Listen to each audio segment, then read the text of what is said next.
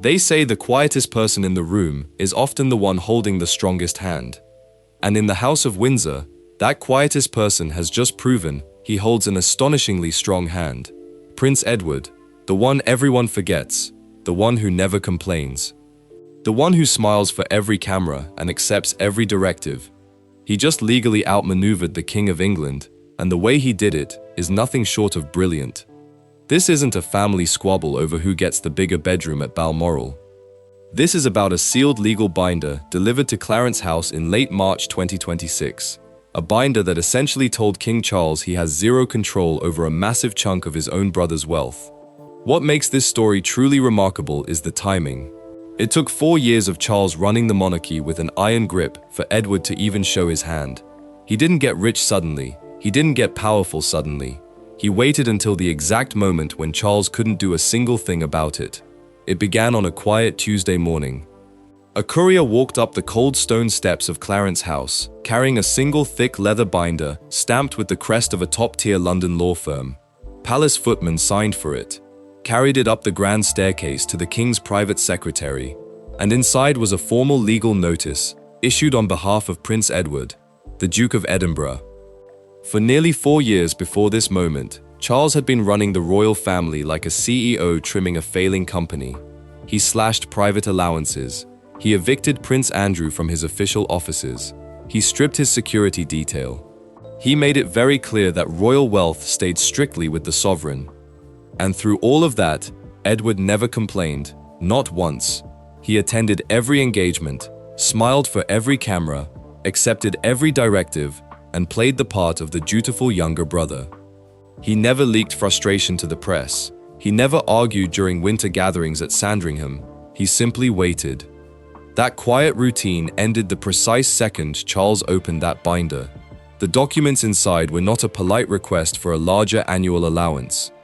They were not an appeal for royal favors. They were legally binding confirmations of private family trusts, personal property rights, and commercial capital funds established decades ago. Edward's legal team didn't ask for a meeting. They didn't ask for a negotiation. They formally informed the king that these vast assets were officially locked down and under Edward's sole legal authority. That was not a family conversation. That was a legal declaration. Now, to understand how Edward pulled this off, you have to go back to the beginning, way back. In June 1999, the public saw a joyful celebration at St. George's Chapel in Windsor. Prince Edward married Sophie Rhys-Jones. Cameras broadcast the ceremony to millions. Crowds lined the streets. But hours before that ceremony, a very different event took place in a private drawing room. The late Queen sat at a heavy mahogany desk with her personal legal team. On the desk were the formal marriage settlement agreements. Standard protocol for a royal wedding was straightforward. The monarch granted the newlyweds a grace and favor apartment or a country house. The sovereign retained full ownership. The occupants lived there on a temporary license. The monarch could revoke that license at any moment. Charles argued strongly for that exact arrangement. From Highgrove House, he lobbied his mother's advisors for months leading up to the wedding. He insisted junior royals should never hold permanent titles to royal land. He argued every sibling must remain on a revocable housing agreement. The Queen listened to her eldest son, and then she rejected his advice entirely. She signed a document that shocked the Crown Estate Commissioners. Instead of a standard grace and favor license, she authorized a direct commercial lease for Bagshot Park, a sprawling 19th-century mansion surrounded by historic woodland near Ascot. This was not a temporary housing arrangement. It was a formal 50-year commercial lease under English property law. The legal terms gave Edward and Sophie absolute control over the 57-room mansion, its surrounding estate, and all adjacent buildings.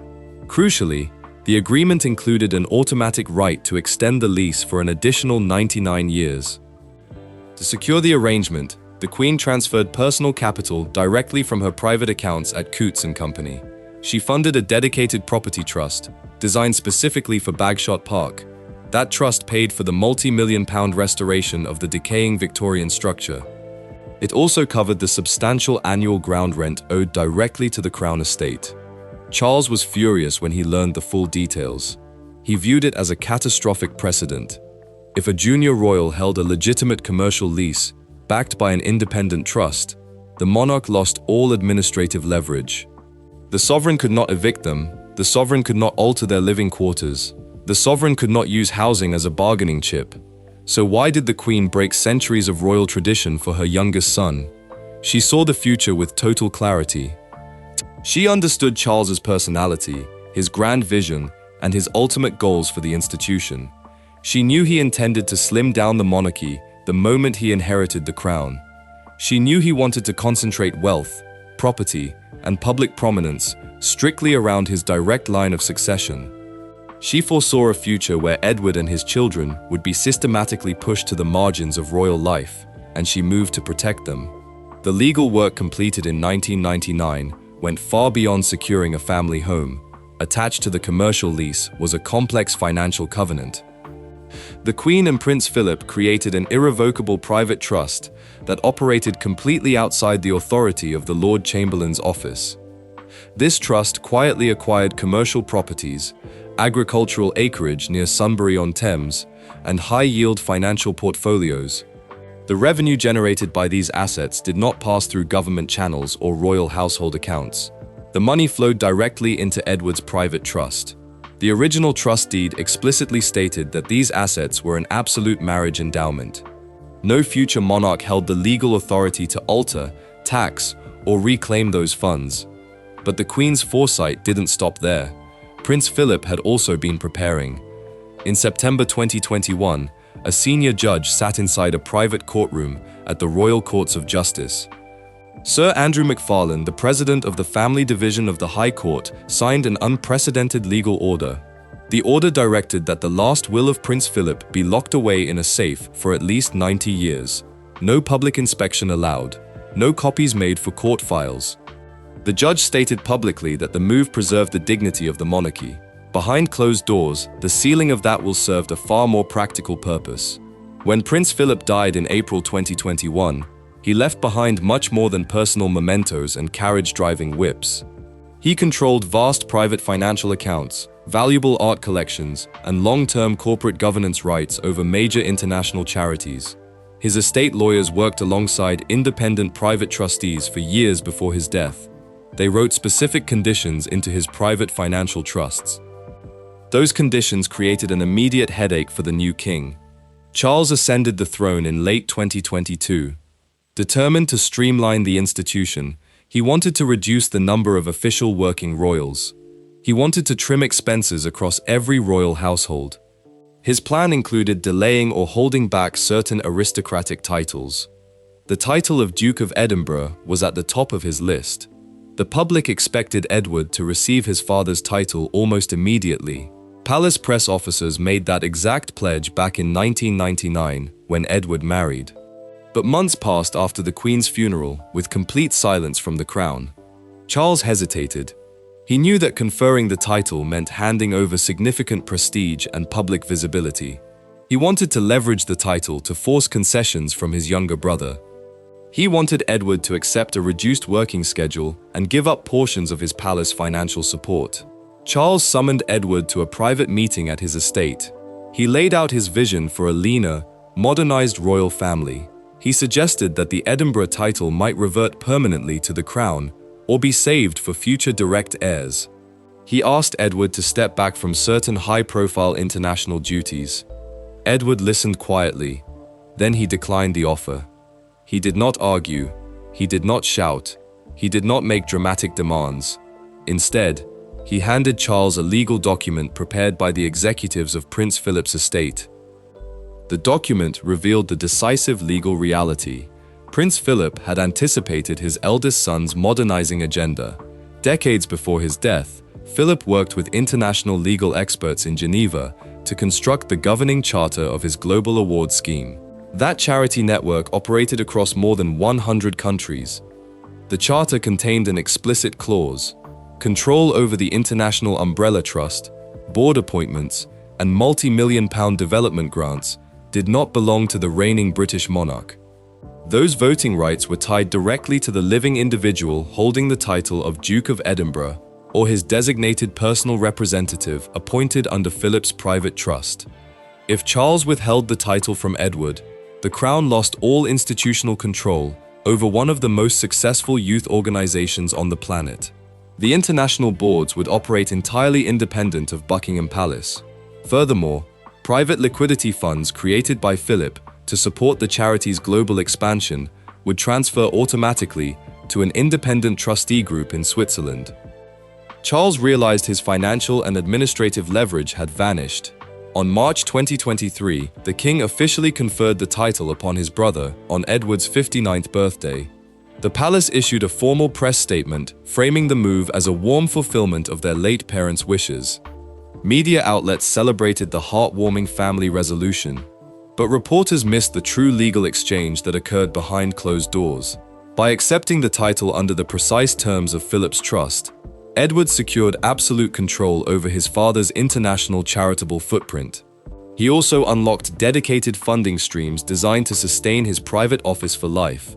Charles granted the title to keep the prestigious global award scheme under the umbrella of the working royal family, but in doing so, he surrendered his last major point of leverage over his younger brother.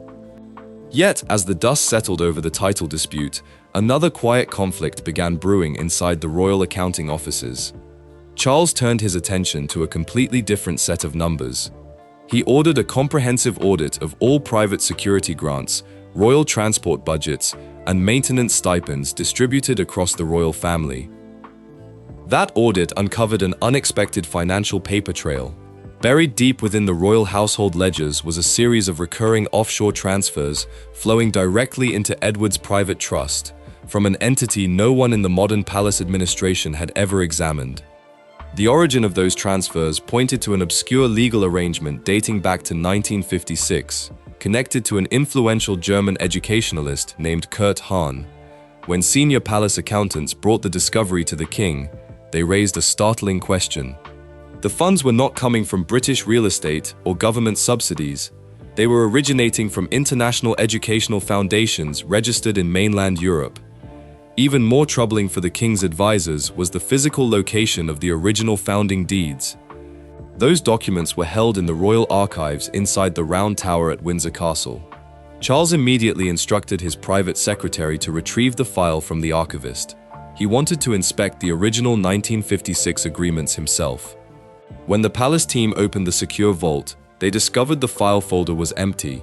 A formal checkout slip rested inside the drawer, in place of the documents. The slip showed that the original records had been removed months earlier by order of the Attorney General. What did those missing 1956 records contain?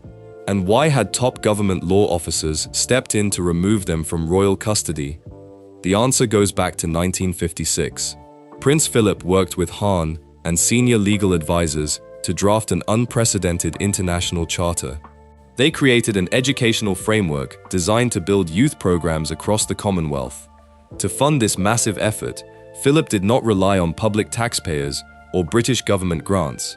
He established an international corporate structure registered in Vaduz, Liechtenstein. The funding mechanism operated with quiet efficiency for decades. Commercial profits generated by private trusts based in Frankfurt and Zurich flowed directly into the Liechtenstein entity. That entity then dispersed millions annually to fund youth initiatives, leadership awards, and educational programs across dozens of nations. Philip made sure the governing charter contained a critical legal barrier. The documents explicitly stated that the authority to oversee these international boards belonged exclusively to the living Duke of Edinburgh and his named legal trustees. The reigning monarch held no statutory power over the trust. The British Parliament had zero jurisdiction over the offshore funds. When Philip died, the administrative oversight passed seamlessly to Prince Edward under the strict terms of that original 1956 charter. The Attorney General stepped in to secure the original 1956 files for a simple reason. The documents contained sensitive international tax agreements signed by the British government and European allies in the post-war era. Exposing those agreements to public scrutiny or internal palace disputes risked creating a major diplomatic headache. The government wanted the files protected. Edward wanted his parental legacy preserved. Charles wanted administrative clarity across all royal operations. The tension came to a head during a private meeting at Sandringham House in early 2024. The king invited Edward to discuss the future of the international award network. Charles proposed integrating the global scheme directly into the prince's trust, his own signature charitable foundation. Combining the two entities would streamline operations, reduce administrative overhead, and present a single powerful brand to the public. Edward listened patiently to the presentation prepared by palace aides. Then he presented a single sheet of paper from his brief. It was a certified copy of the 1956 Liechtenstein governing charter, verified by corporate lawyers in Bern. He pointed directly to Clause 42. The clause stated that any attempt by a third party, including the reigning sovereign, to merge, alter, or dissolve the trust would trigger an immediate automatic transfer of all capital assets to an independent board of international university trustees. The funds would instantly leave the jurisdiction of the British Crown forever. Charles looked at the paper, turned to his private secretary, and realized the discussion was over. The king could not absorb the global network into his own foundation. He could not alter its leadership structure. He could not redirect its revenue streams. Edward held every legal safeguard necessary to keep his father's life work completely separate from the central royal estate. The realization settled heavily over the palace administration. Edward was not just a quiet, dependable younger brother who took on public duties without complaint. He was the sole custodian of an independent, self-sustaining financial and charitable empire built carefully over 7 decades by their parents. With Bagshot Park secured under a long-term commercial lease, the Edinburgh title officially conferred, and the international trust safely under his control, Edward had achieved complete institutional autonomy. Yet, as palace officials adjusted to this new balance of power, a fresh question emerged. If Edward held such extensive legal protections and independent wealth, why had he remained completely silent during the intense public battles surrounding the royal family over the past 5 years?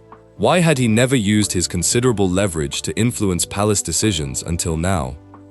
The answer lay buried inside a private diary entry written by Queen Elizabeth II in 2018. In October 2018, the Queen sat at her mahogany writing desk inside Craiggowan Lodge on the Balmoral estate. She pulled open a brass drawer and retrieved her private desk diary. Using her fountain pen, she filled a single page with precise handwriting. She closed the leather book and locked it inside her personal desk safe. That single entry laid out her vision for the long-term survival of the monarchy. The Queen knew the family faced turbulent years ahead. The media was locked in a daily frenzy over Prince Harry and Meghan Markle. Prince Andrew was heading toward a catastrophic public scandal. The palace was bracing for impact on multiple fronts. Amidst all the chaos, the Queen identified Edward as her crucial stabilizing anchor. She wrote down explicit instructions for her youngest son. Edward was not to engage in public feuds. He was not to give media interviews defending himself or criticizing his relatives. He was to keep his head down, complete his royal engagements, and wait until the dust settled around the family estate. The Queen understood human nature and palace politics.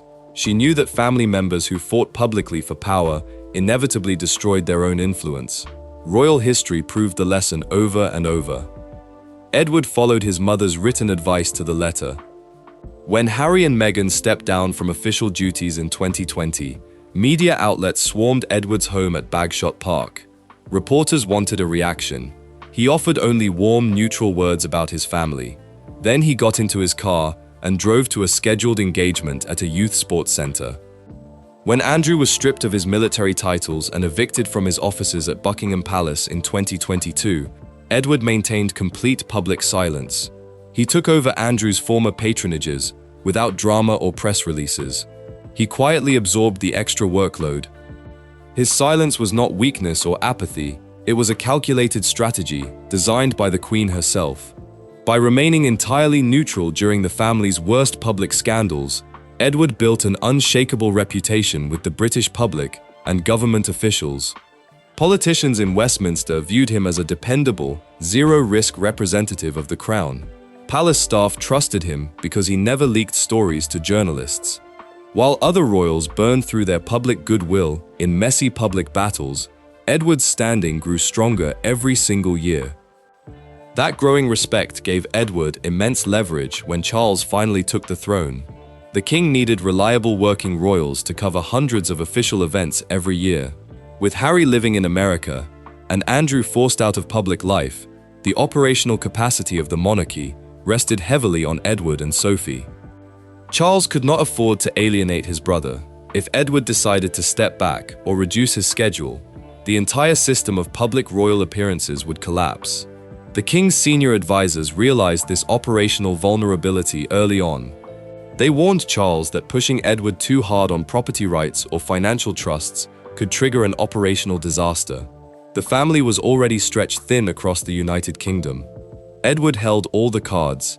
He had full legal control of Bagshot Park. He held the Duke of Edinburgh title for life. He controlled his father's international trusts, and the king needed his daily work to keep the institution functioning. The mystery of why Edward stayed silent for so long was finally clear.